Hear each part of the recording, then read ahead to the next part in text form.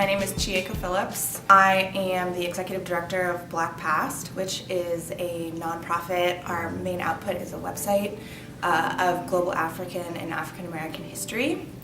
We are focused on universal access of this information that is traditionally not found outside of the college classroom, so making sure that folks have access to that outside of traditional education.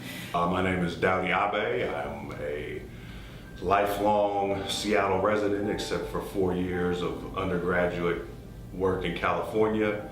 I'm currently a writer, professor, historian, speaker, those kinds of things around issues of culture and race and education and sports and hip hop and a few other things. The general narrative of African American history in urban cities, like there are these trends, right, that you can see that happen in all cities.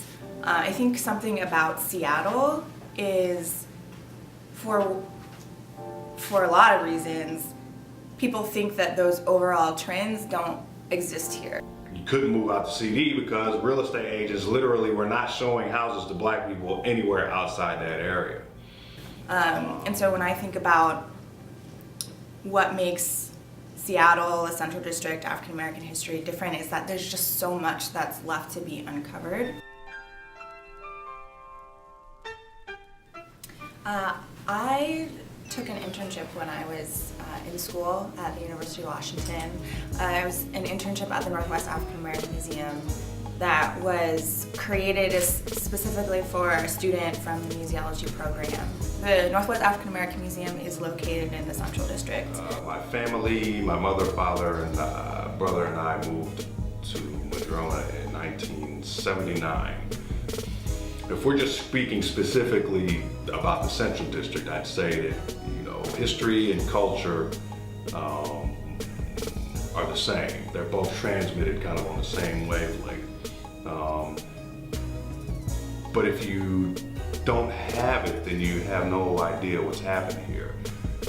So if I'm talking about the history of black people in Seattle or of black Seattle, I'm talking about stuff like the fact that's different, that distinguishes this area. I'm talking about the fact that African Americans in the 1880s voted, men and women voted in the Washington Territory.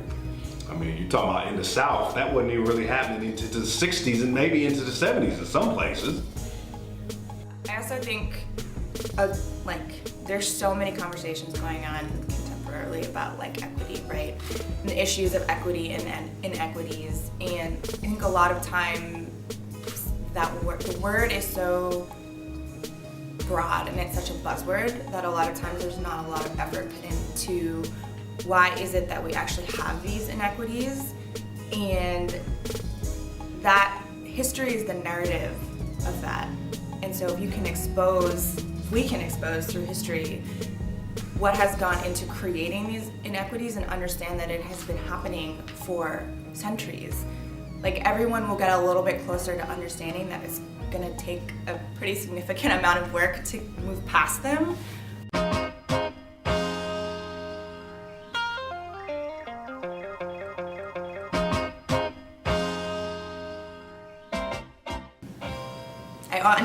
You always start with technology. I always start with technology.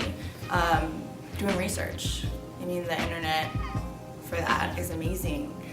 So there's the background work that has to happen, and then when it comes to sharing the information that comes from whatever that project is, technology is normally the vehicle for that as well.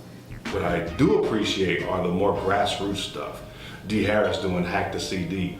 Zithri doing his work, with TAF, and people like Trish, and trying to bring that idea. I love David's whole approach because of just giving young people an opportunity to have access to these materials and then letting their creativity take over. You know what I'm saying? I love that approach because that's allowing access and encouraging independent kind of critical thought.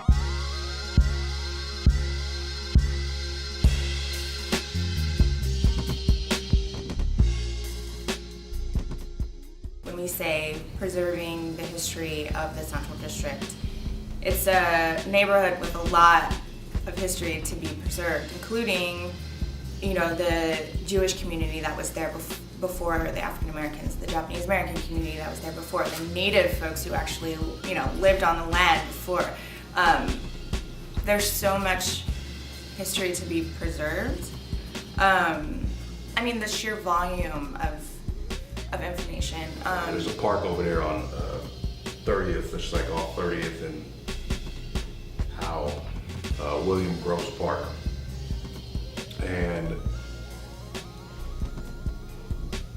I'd be interested in how many people actually know who the guy is. And the fact that, you know, he was the second black resident here, and he when he settled in what was then Northeast Seattle, but at the time was the 23rd and Union area. And the fact that was considered Northeast Seattle at the time kind of gives you a sense for, you know, how early he was there and how much more growth the city had ahead of it. And you know, I didn't know who, I have to be honest, I didn't know who William Grose was until I started doing this research. And I felt ashamed. I felt that there was this park here all this time, you know what I'm saying, about the second black resident, but actually the first black settler who really kind of settled down. All this time, and A, I didn't know the park was even here, and B, if I would have, even 3, 4, 5 years ago, I wouldn't have known who he was. That matters. I mean, I think that, you know what I'm saying, I think those, even though they seem small, me knowing that makes a difference now. Every time I go by that park, I look at it and I think of it, and I at least take a moment to reflect on what was it like for him when he lived around here. You know what I'm saying? And so I think that just the connection and understanding to what and who has come before is a highly key thing when we're talking about younger people and their kind of connections to what has already happened and how that can help inform them as they move forward themselves.